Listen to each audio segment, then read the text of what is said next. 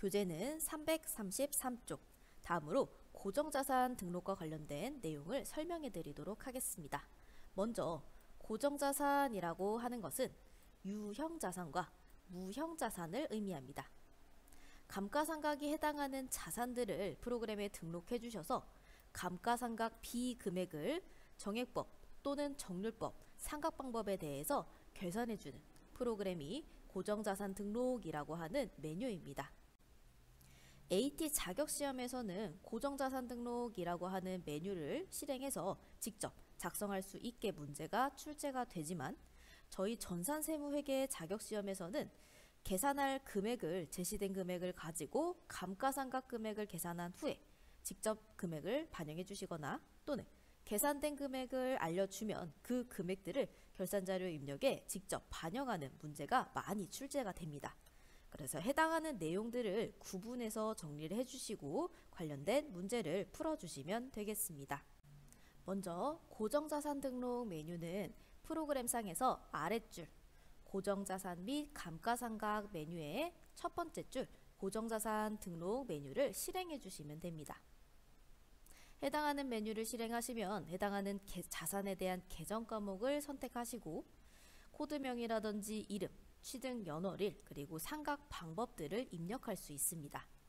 오른쪽에 보시면 기초에 대한 금액, 전기 말까지의 상각 누계액들을 입력을 쭉 해주시고 상각에 해당하는 재산 금액을 작성하실 수 있습니다.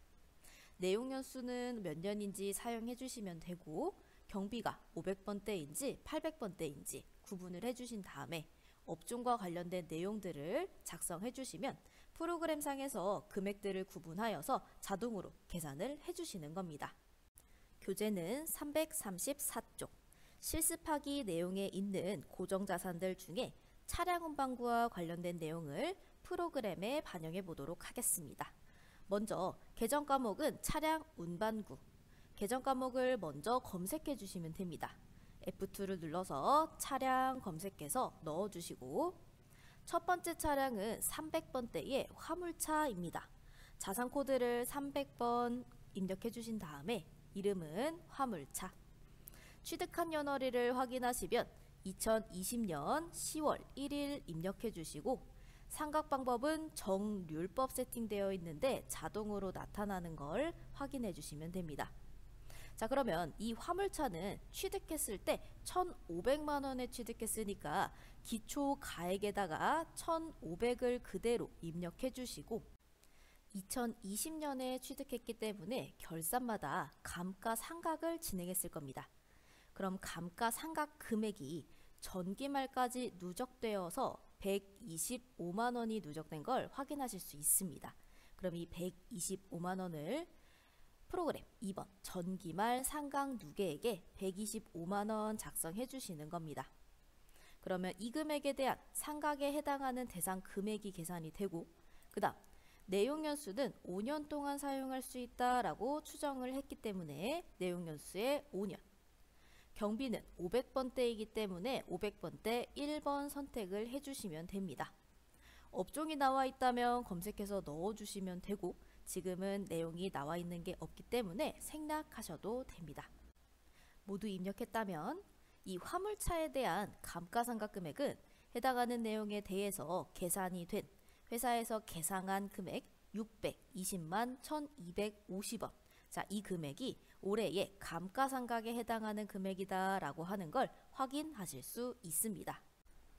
다음으로 차량 운반구를 두 번째 내역을 입력해 보겠습니다. 자, 이번에 차량 운반구는 코드가 400번 그리고 경차라고 되어 있습니다. 동일한 계정 과목이기 때문에 아래쪽에다가 400번 그리고 경차 입력해 줍니다. 이 경차는 취득연월이 2025년 1월 3일이라고 되어 있고 상각 방법은 동일하게 정률법이라고 나와 있습니다. 그러면 이 경차는 올해 사용했기 때문에 올해 구입해서 사용하고 있기 때문에 취득한 원가가 1,800만 원인 것은 확인할 수 있지만 전기말에 대한 상각 누계액, 감가상각은 하지 않았기 때문에 전기말 상각 누계액은 없습니다.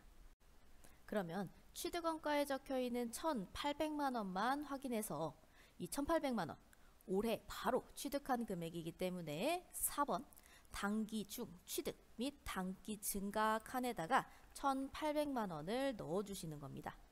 올해가 아닌 그 이전 연도에 사용하게 되었으면 구입해서 사용을 하게 되면 기초가액이랑 전기말 상각누계액을 넣어주시면 되는데 올해 취득했으면 상각누계, 감가상각누계액이 없기 때문에 단기 중 취득에 취득 원가만 전체적으로 넣어주시는 겁니다. 자, 그리고 나서 아래쪽에 내용 연수 보시면 문제에서 제시된 대로 5년 넣어주시면 되고 경비 구분은 800번대에 나와 있으니까 6번에 800번대를 선택해 주시면 됩니다. 마찬가지로 업종에 대한 내용은 없기 때문에 여기까지 확인해 주시면 됩니다. 나머지 사항들은 건물, 비품 각각 구분해서 직접 입력해서 연습해 보시면 됩니다. 고정자산 등록 메뉴를 모두 입력하셨다면 고정자산과 관련된 메뉴들을 확인해 보도록 하겠습니다. 첫 번째, 미상각분 감가상각비.